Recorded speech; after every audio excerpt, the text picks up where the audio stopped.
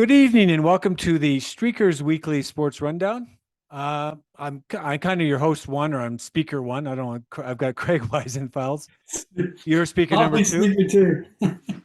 Craig is the CEO of the co-founder of the Streakers Gaming Sports Betting app, which is kind of the reason why we're talking sports. Craig, what sports are on your radar this week? I think we're going to go right to Major League Baseball, aren't we? Is that what we're going to start with? The playoffs? I think we're gonna start with the playoffs. Yeah. Well, I guess we can start with the elephant in the room, the absolute collapse yesterday in I literally like it's like Bluebirds. anybody you're like I texted say, oh yeah, great game, and a friend of mine said I was looking at tickets to get to Houston because the next they would have played Houston. I said you jinxed them. Just no way. Yeah, 8-1. The Jays had after 5 innings. I mean that was and that the pitcher was pretty solid. I don't know what happened. They had a meltdown. Yeah, I think Gossman, what he had 2 on, and then He was I looking. think I think Snyder was afraid of Carlos Santana coming back up because he's got such a red hot bat right now, and I don't know what they were thinking ever since they brought in the bullpen. Then we all know what happened. The bullpen collapsed, and that was the story. It was basically their bullpen because the Mariners were so far behind. They went to their bullpen, who came through, and the Jays got 1 run after that. Yeah, no. Well, another thing is that was tied for the second biggest collapse of a game in postseason history.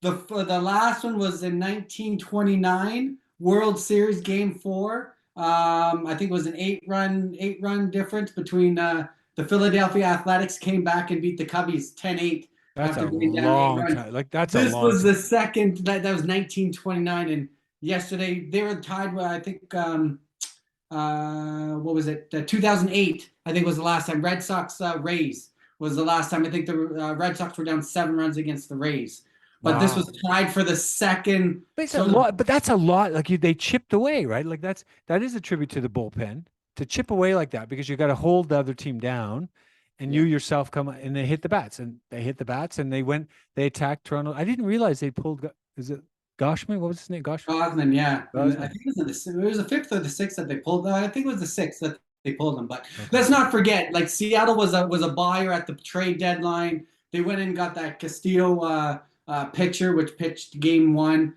which with the He looked phenomenal. Santan. They got some heavy bats in that lineup, right? So let's not take away that Seattle can hit. Right? It's a shame, because Ken Griffey Jr. Seattle had, and then they showed Randy Johnson. I don't know if you saw any of the game. They showed the big.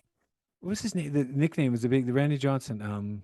With a Big Bird or something. They had a nickname for him like that. Yeah, you know what? As you just said that, yeah, no, he did have a nickname. Because during the game they were like, they were kept showing Randy Johnson early, right? I can't remember his nickname. God, we got to get that.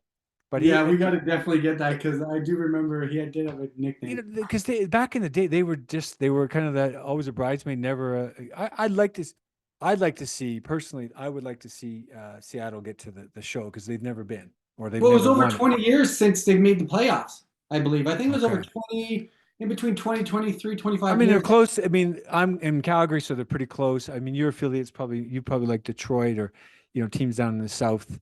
Like that are close, right? If you were to you would have Buffalo. You're kind of a natural. Yeah, you know what I mean? Like, so for Calgary, we got one baseball team, right? And so. Well, anytime that the Jays go to Seattle, I think it's sold out with half the place is Canadians. Yeah. The Jays, anytime that the Jays go to Seattle, so big following out west. So Cleveland beat Tampa, and Phillies beat the Cardinals, and those are some old names. Cleveland, though, I mean, formerly the Indians, a tribe, now Guardians. What's their? Do you know their backstory? Because have they ever won it? I don't think they have, or have they? Oh, they've been competitive because Ross Atkins and the exec before they went over to the Jays, they built that competitive sort of Cleveland was the tribe. I always remember the tribe, like they played. Yeah, the tribe. They've always been forever, right? They just played ball. For the last 5-10 years, they've been competitive. This year, I think they lost a few over the last couple of years, some studs, but they just have the talent this year. They got a good bullpen, good starting pitching. And they get key hits, like 1-0 in 15 innings, right? So that's just an absolute pitcher's duel of two teams. Mind you, Tampa Bay doesn't score that many runs. Cleveland doesn't score many runs. So So Let's have see how they they do ever? So against the Yankees. They made it to the championship in 2016. Have they ever gotten to the? Have they ever been to the Indians? Have been to the World Series since their establishment as a major league franchise in 1901. They've won 11 Central Division titles. Oh, they won two World Series, 1920 and 1948. So it's been a while. It's been a while, yeah. They're one of the most But active. they've been competitive in the playoffs there for the last few years, on and off. They'll make it, they won't make it. Baseball's so competitive, right? So, and only a select few teams make it. So, So we're going to talk about San Diego a little bit and the New York Mets, but I got to tell you, when I played Little League, and again, talking like kind of, these things that trigger, I played for the Padres. Like, and I always, for some reason, I had this stupid thing I never, I wasn't like saying, I played 2 years of Little League, right? But I was the Padres, right? So I'm like, I always had this for San Diego, and they had the worst uniforms when I was growing up. Like, they had some orange and kind of ugly colors. they had the brown ones, the brown pinstripes. They're kind of cool now. They're not too Oh, bad, very right? cool. Yeah. Yeah, they're kind of cool. And the game I watched it. They played some good ball. And then they obviously got there from they played against the Mets. Now they could have been playing against Atlanta. And Atlanta got the bye because the whole year New York Mets. That was the kind of backstory. They're saying 170 plus games. New York Mets led the Eastern Division, and then Braves just chipped away and came through. So that wild card game could have been different series had it not been San Diego. I mean, had it been not the New York Mets and been the Braves, so maybe San Diego would have fared different. I don't know. I think San Diego's the most underrated team in this whole playoffs right now, just with their bats, right? You got Soto. You just like it's an absolute underdog. I don't know if you saw the game last night where Joe Musgrave was called out because it's playoff baseball. Everybody's amped up. His velocity was through the roof. So So that was a pitcher for San Diego. You were mentioning that offline. yeah. So I guess during the fifth, I think it was the sixth inning. Yeah.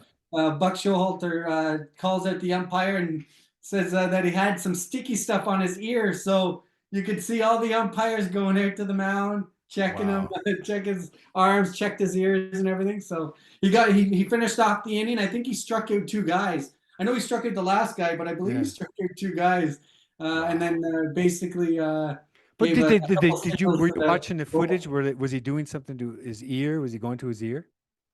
I think in the post game, like when they asked Buck Showalters on what sort of where he said they had some sort of information, and another guy says some pitchers like to put some hot stuff on their ears to sort of boost up their adrenaline or whatever. So I've never heard that hot stuff theory Well, before. that's that old. I remember the tar. They used to put like something in their glove, and they'd have a bag of whatever, kind of chalk or whatever. I don't know. Well, they brought in that new rule over the last couple of years where you'll see often the umpires will check at the end of the inning. They'll check the hands or they'll check the gloves or the hat of the pitcher. And for some reason they thought Joe was putting some sticky stuff on his ear. So Okay, so the last thing was this. We were talking a little bit about the 3 home games. So that was it. I saw that. So the Blue Jays would have had 3 games had they not lost the second game. And so why did they do that? That was a different. Well, before was the 1-game playoff. So like you play 162, 63, 162 games. And then you get 1-game playoff. This year, mind you, the team got all home games, but I don't know. Did you get like I didn't mind it on the weekend. You at least get more than 1 game to cheer your team on. I think majority of the road teams won, but just a little bit competitive atmosphere, right? I think I like it, right? Do you have the 3? I mean, not that if the better team gets that advantage, and it didn't work out. I mean, this Padres came into New York's house and knocked them off.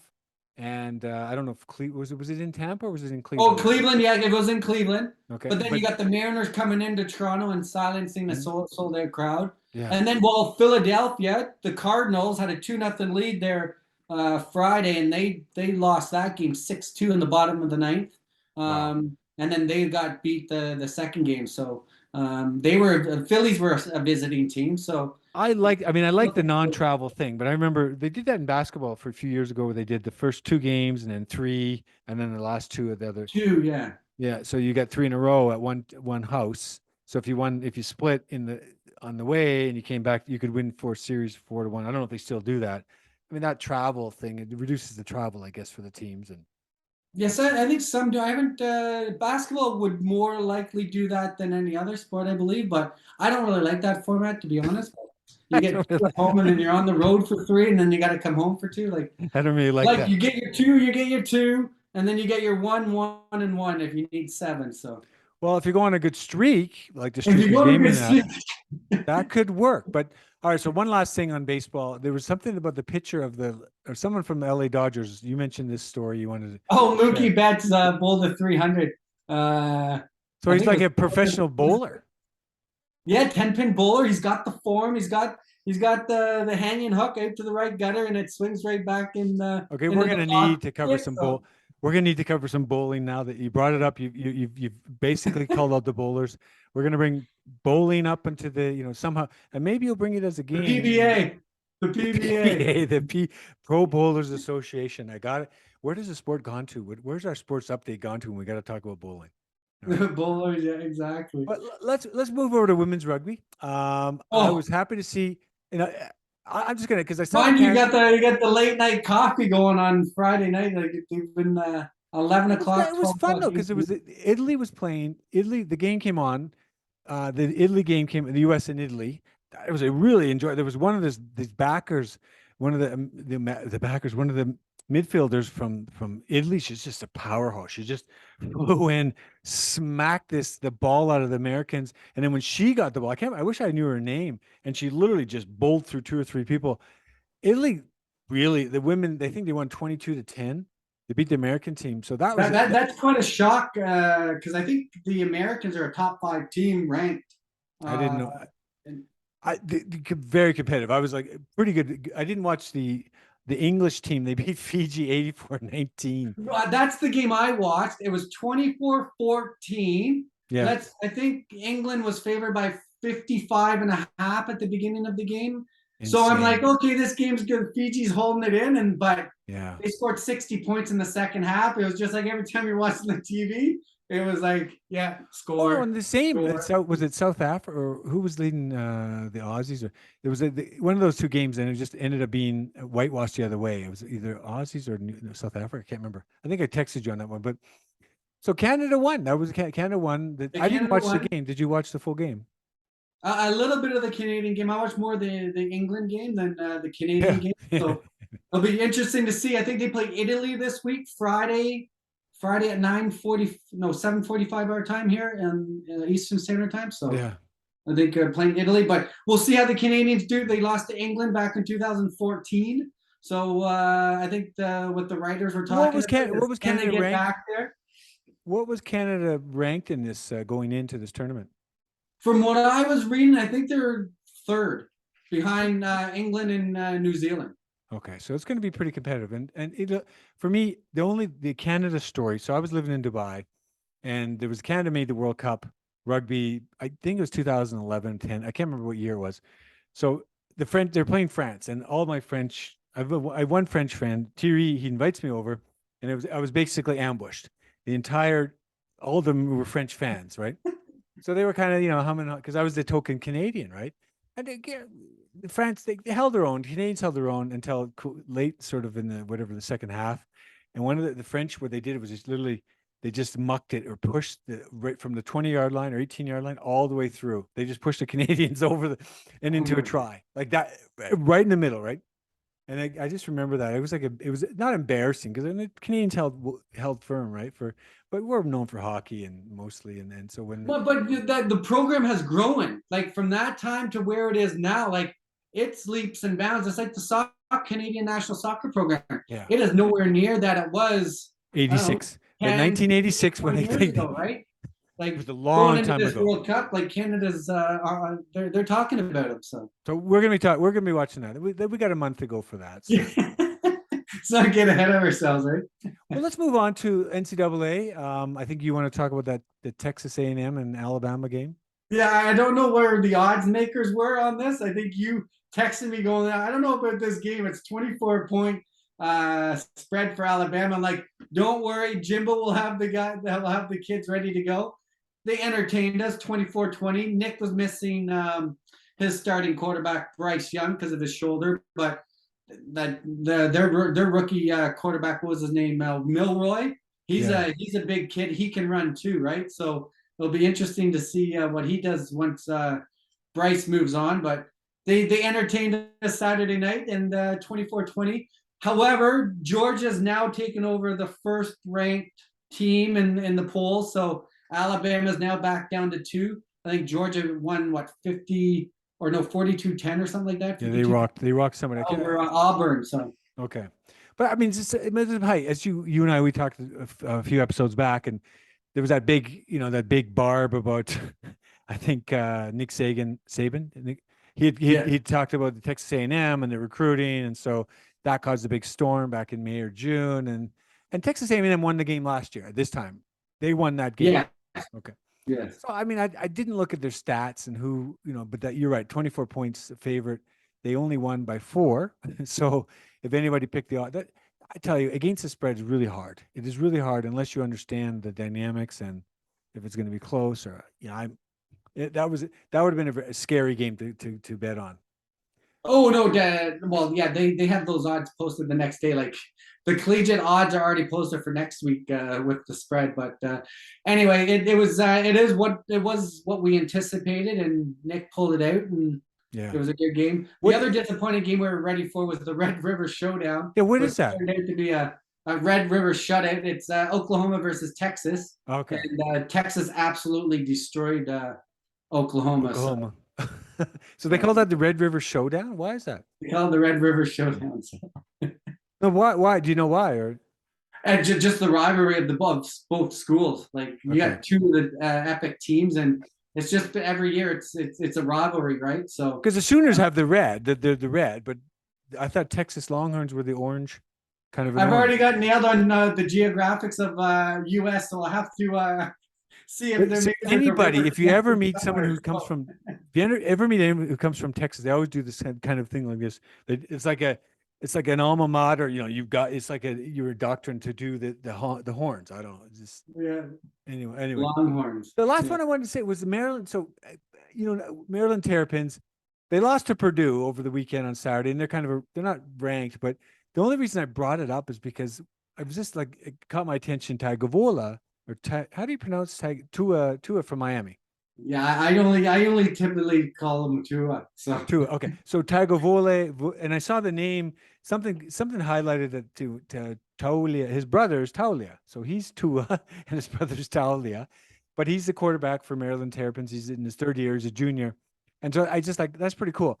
But now you have you learned something about the left-hander here. Well, because once you told me that story, I'm like, I wonder if his brother's left-handed. So going to the game film, he's a right-handed quarterback. So reading Tua's father was a left-handed, but he didn't want to be the only left-hander in the family. Yeah. So he taught Tua at a young age, which Tua's a natural right-handed thrower, taught him how to throw a football left-handed. And that's so Tua's dad played where? Where did he play? I don't know if he played. I didn't get into the details on where he played collegiate football, or I think his dad's name's Galu, Galu. But yeah, he didn't want to be the only left-handed, so he taught. But another interesting stat as you dig into this, there has only been 33 NFL quarterbacks that are left-handed in the history of the NFL, which is mind-boggling. The biggest names being Steve Young, Kenny Stabler, yeah, Kenny Stabler, sorry, and then Boomer Esiason, and then Tim Tebow, Michael Vick, and then Tim Tebow. Tim Tebow was like a one-hit wonder. Michael Vick he had some controversy. Wow, it's interesting, that because they catch your attention when they're left-handed, right? Is there anyone this? Yeah, but I never knew. I would have never guessed 33 in history of the NFL that's ever started as a left-handed quarterback. So there was to talk about Boomer Esiason. It's a side note, but there was the commercial they did. He did one of those commercials with a famous TikToker, and called him "Hey Boomer." So they were using the play on Boomer, but I am Boomer. So I didn't see the commercial. I wish I'd seen it. It was some ad they played on, right, to poke fun at his name, but I am Boomer. No, you're a boomer. It's like this. I'd like to see that commercial, but anyway. Okay. It's like the Ron Burgundy video you just sent me. Oh, jeez. He's like, Espen? Is this Espen? No, it's ESPN. No, it's Espen. Priceless. I didn't want to work here anyway. Hey, get him. They're like, he's throwing he threw the chair. Oh, he's a Picked up the chair. classic. It's a classic. Okay. So look, let's go to Sunday. Let's go to the NFL because I want to start with this one. So I was watching the Baltimore versus Cincinnati. It was a good game, back and forth, close, really tight game. And Justin Tucker, they literally they were talking about how he lines up is like a symphony or his whole kind of, the every single kick. And he's known for 60 plus yard field goals. But the surprise is his opera singing. So I went and Googled that. And there's an NFL Films from 2016, and he literally was singing this as I showed to my wife, he's an opera, and he's singing it's a Russian ballet called Yevgeny Onegin. And my wife goes, "What is this? He's Russian?" I said, "No, he's because she said he sang that in Russian." I'm like, "That's pretty cool." So the opera is in Russian, but he's an amazing he's an amazing opera singer, and apparently he only picked it up in college for some reason. He must have had a good singing voice as a kid. Yeah. So a little backstory: you like the golf, you like bowling. Well, I gave you opera. You give me opera. Okay, so you run down some of the games. Mr. Automatic too, right? So that's quite a talent. So run down some of the games because I didn't spend a lot of time on the games yesterday. You mentioned Brady and what happened to him. Well, yeah, you got to scratch your head at that one where end of the game, or I think it was like last drive, Atlanta sacked Brady, but then was called for roughing the passer. So I don't know if you saw the tackle. I didn't. It seemed like a tackle that we were taught in Pop Warner. Yeah, and you take down the quarterback. Head was fine. You rolled him over, and so you just gotta. I don't know. It's the NFL. You just gotta go out. But Brady's reaction was, he says, "I'm not the one throwing the flag, so there's not much more you can do." I saw on some of the announcers today; they're all about can't touch Brady, all this stuff. But they were talking about that they've been talking that forever, right? I mean, oh, exactly. I don't know if he gets any special treatment. I watched yesterday, the Baltimore when Jackson would go off, took off, and there's 55, the linebacker, I think it's 55. I can't remember his name, and he's a big guy. I think he held up. There's plenty of times he could have really pummeled Jackson, and not just him, but several. There's no need to really lay out the quarterback, right? Because he doesn't have as much padding. He's not, they hit him, let him know that don't do. But I don't know. I think they let up, and maybe that's because Jackson. I think they're taught that now. I think you could, to your point, like you see some of them, like they're going at them like at full speed, but you could almost see a little bit like, once they know they have them, they let up a bit, but it's nowhere like before where they're full speed and they're just going to go after those quarterbacks. So It is on a safety thing, but this call yesterday was sort of questionable. Then obviously all those Cowboy fans right now, you got Dak ready to come back. Cooper Rush continues to win. So they win? They won last night again. You have the Cowboys at 4-1. Wow. You have the Giants at 4-1. Just shocked. Well, look, they beat the Packers in London. That was the London game. The late. So the Giants. I mean, what do they got going on there? Was Jones playing, or who was playing? Jones playing. Well, you got Shaquille Barkley's back. He's obviously making this cut. They're talking about his indecisiveness in the last couple of years, and obviously he's had injuries as well. Both Jones and him are healthy, and you could see him yesterday. His cuts are a lot smoother. He's making them a lot earlier. Saquon Barkley, Saquon Barkley, and so the Giants are just rolling, and their defense is on just like the Cowboys. I mean, that's been a traditionally tough division. Washington was all Redskins when they were the Redskins, but that was always a solid division. And then they've been the whipping boys the last 10 years. Well, that's what they're talking about. Now they're on top. They are back in that dominant division, and we'll see what happens this week. I think there's a couple big games this weekend. So you just brought me to one of the commercials that that you got the Manning brothers, and he's doing the training camp with the kids. And he's like, and the kids are like, he's like, yeah, I'm tough, and and it's the kids go, no, you weren't, no, he was weak. It's like the whole thing. It was pretty funny with the Manning, but they do that NFL. They do the broadcast where they broadcast the game. I don't know if you've seen one of those games. Oh, and I love it. the Manning cast, I think they The call it. Manning cat, yeah. Which Yeah. I just thought it was going to be a part thing. It was a full game. The one time, I'm like, it gets a little tired because at some point you want to watch the game. But that brings me back to the time there was where they were going no broadcasters. I don't know if you ever remember that. So you're probably too young, but there was a point many years ago they did no broadcast. They did literally just showed the game. I don't know if it was a test. It was ESPN. Maybe ESPN was testing something out. ESPN. But I love that. Well, and you could just hear the crowd noise, Yeah, right? yeah, But yeah, yeah. nothing else. Yeah, yeah, I remember So that. Yeah. it was weird, right? I don't even know if they showed any words because they didn't have. I don't think they had the text on the screen or anything at that time. So anyway, kind of cool stuff. So the other game was the. So wait, Dallas won. Who they play? With the Dallas St. Louis or LA Rams. So Wow, the Rams are just 22-10. the Rams are just a disappointment. The St. Louis Rams. We're not. Yeah, Kurt I know they're Warner. not the Super Bowl hangover. So Oh, it's crazy. Okay. All right. Let's move on. Like, so I don't, I'm not a race car driver person. But we, our mutual colleague, Justin Fox of the Backers Network, which your streakers he game, had a you've listened. big race in Peterborough this weekend, didn't he? So he was up in a little north of you or how far is Peterborough from your house? 2 hour drive. You got to go around the water. So Okay. So you got what it's it's a around good Lake Ontario. no, Georgian Bay. Oh, I think you got to okay. go around the bay there. Okay. So, Take around the water. Aurelia.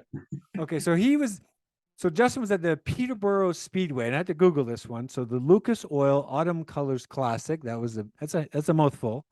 And the highlight of the weekend was Justin, at least for us. And he was 10th out of 22 in the mini stocks B final on Saturday night, which was on 8th of October. So I'll put in the episode notes the Peterborough Speedway article on this, the build up.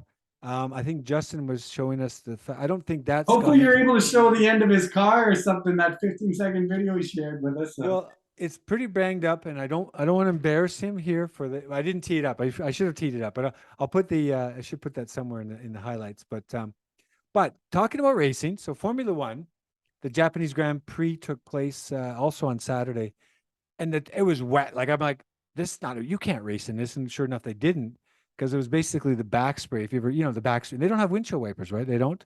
Yeah, it's why I don't. They don't have windshield. They don't have windshield wipers. I don't think they have. It was impossible for them to. I didn't look at you. You mentioned some controversy, but anyway, Max Verstappen from Holland, he won the race. Yeah. He races for Red Bull, and I just scrolled through the names of who I knew, and Lewis Hamilton was there. He was fifth.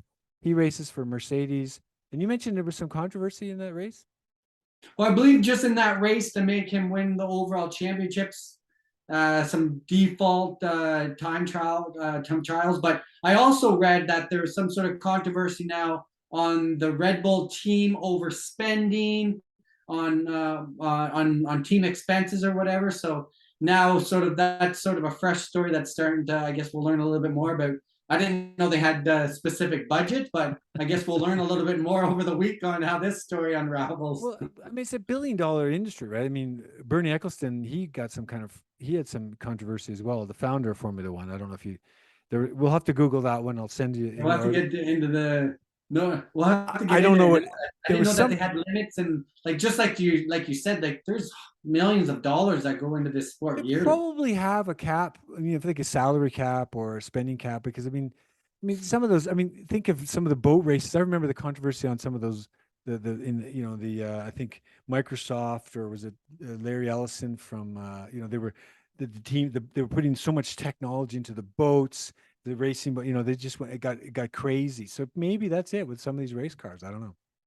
I didn't realize there was controversy on the spending. Well, we should look into that. The spending limits on that. That was I just saw that just here momentarily as before we came on. I was like, oh, I guess we'll learn more on behind the scenes of the F1 and their spending. And I don't know, maybe they got a cap on their drivers. Don't they have 2 or 3 drivers part of a team or something like that? So I guess well, the team thing, but I gotta imagine. I mean, I don't know. Let's look into that and we'll come back because this is a pretty. It's interesting.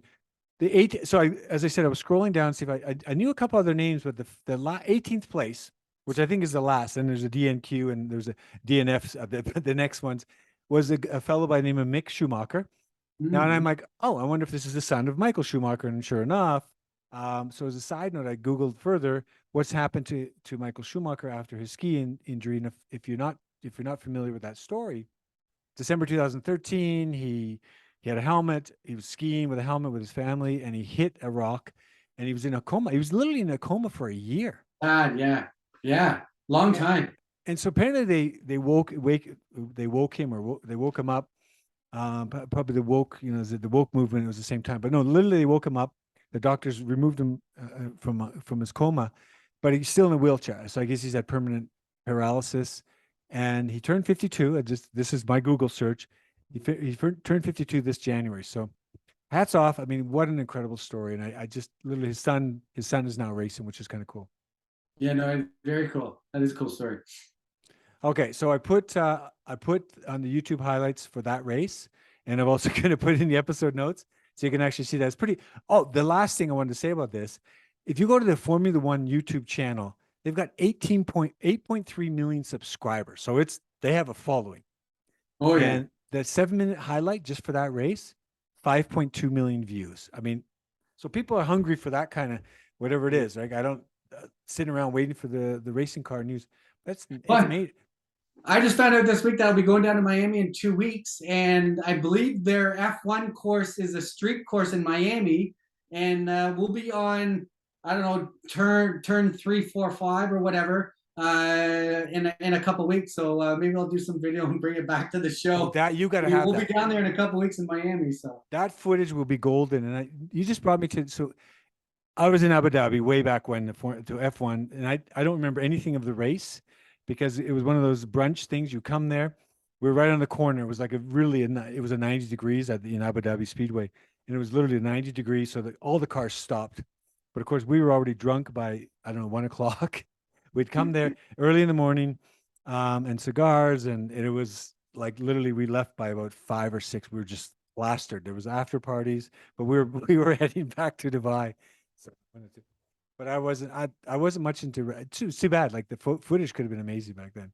So definitely get some footage, Craig. Well, I think the F1 now, I think that the F1's really coming up in the States, I believe, even after the Miami race. Like there's a lot of celebs took in the race and everything down there. So yeah, F1's it's massive. There's so much money in car racing. And I mean, I grew up with the Daytona 500, the Indianapolis 500. You just so when Justin talked about this racing, it's a big part of North America. It really is.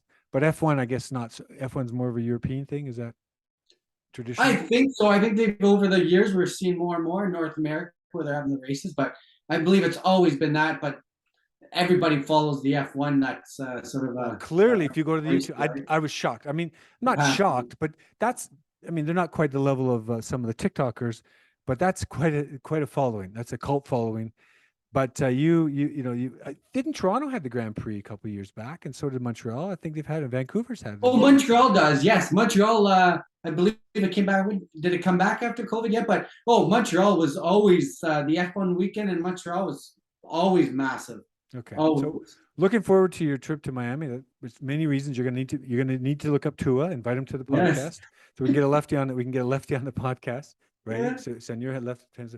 We'll be right there at the Hard Rock. So NBA is not. I'm going to let you speak. Preseason started this week, and so it's a great time to be a sports fan. You got so much action going on. But Miami, the big story is out of Golden State. So I don't know if anyone's seen it, but Draymond Green and Jordan Poole got sort of in a practice, and I don't know if they're lipping each other or trash talking, and it always happens. And Draymond cold cocked Jordan Poole and caught on video. But the bigger story from all of this is not so much the punch; it's all about who released the video, who took that video, and then who obviously released it to TMZ. So that's sort of. Do you think they pulled it down? Do you think they pulled that video down by now? Oh, just like they said, it's out now. Like, and one thing that they're talking about is how do you keep a Jordan Poole and a Draymond Green on that team together? Yeah. Because now that video is out, we all know once it's on the internet, you're gonna have meme on meme on meme coming from that video, right? So that's what they're talking about now is like, how do these guys come together? Draymond has now taken a leave of absence from the team, supposedly on his own. The Warriors never suspend him or anything like that. So he's obviously going through I mean, a that kind couple of to knock a guy down with a punch. I mean, literally, Oh, he's lost. Like, there's, a teammate, literally like part of come on. practice. The Boston Celtics suspended their coach for a year for having a relationship, and here's this.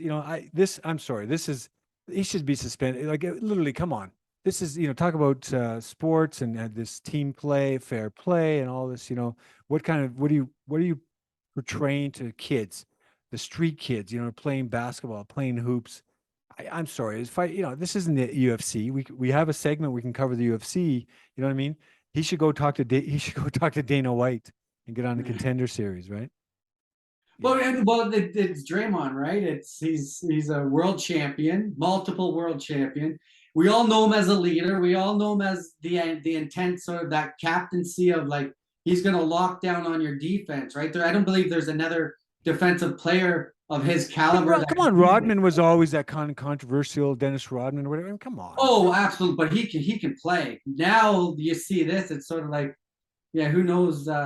Obviously some things are going on because it's out of his character, but for someone to take that video and now post it and here's the fallout. This is what they're talking about now. Like, do you think Espen did that dynasty team, right? We're talking Golden State Warriors, like these guys. Did Espen cover that? Did Espen cover that? Exactly. Like we're talking, they're going to repeat or potential repeat this year, right? So. Well, let's move on. NHL, same thing. NHL's just hitting the regular season starts tomorrow. Well, season started. Nashville, San Jose. They played overseas there on the weekend. They had 2 games. They played a home and home, I guess you could say. So they played 2 games, but season starts tomorrow. Where did they play? Where did they play? I'm not sure which. It was one of it was somewhere in Europe. I'm not sure exactly. I don't want to. Yeah, I can't remember exactly, but I know which teams played? Oh, was it? I can't even remember. Pardon me. It was at San Jose and Nashville. Okay, so they played Friday and Saturday. That's pretty cool. I didn't know that. Yeah. So then they come back and then season starts. But that should be more like London for football. NFL football is fine, but you've got some major, Switzerland or Sweden, Finland, Czech Republic, Slovakia. You got some major hockey that are feeders to the NHL. Let's put aside Russia for now, but there's some major feeders into the NHL, the players. There should be more games played. Like, this is great. That would be great. Well, I think NFL's going to Germany as well, right? They're in England, but I believe they have a couple games in Germany. I think Tampa Bay's going to Germany. So. That would be cool. Talk about hockey. Hockey, there's some natural. The big thing I'm obviously looking forward to Montreal. So, but the big thing is anytime that someone leaves Toronto and we have Jack Campbell off to Edmonton, I think every Canadian sort of has a soft spot for Connor. Was Jack Campbell playing? Did he play for Montreal? Who? Jack Campbell? No, he played for Toronto last year. Sorry. Okay. Now he's in Edmonton. Edmonton's always had that top calibers team, and obviously they got Connor. You want Connor to hoist the cup, and is Jack that next goal? Oh, do we? Do we really want them to hoist the cup? No, we don't. We had enough in the 80s. Here in Calgary. You're in Calgary there, so that's we don't need another cup in Edmonton. No, we don't. Rivalry there. Well, Craig, this has been fun. This has been a packed episode. Looking forward to some further footage from Miami, and look forward to next week. We'll get the sports round. I don't know there's a lot to cover. We've covered a lot. Lots to cover. I'm sure. Yeah, we got carry on stories here of what we talked about today, and we got lots of action coming up. So, Craig, have a great week, the rest of the week, and happy Thanksgiving, man. Happy Thanksgiving. Thanks, Alan. You as well. Take care.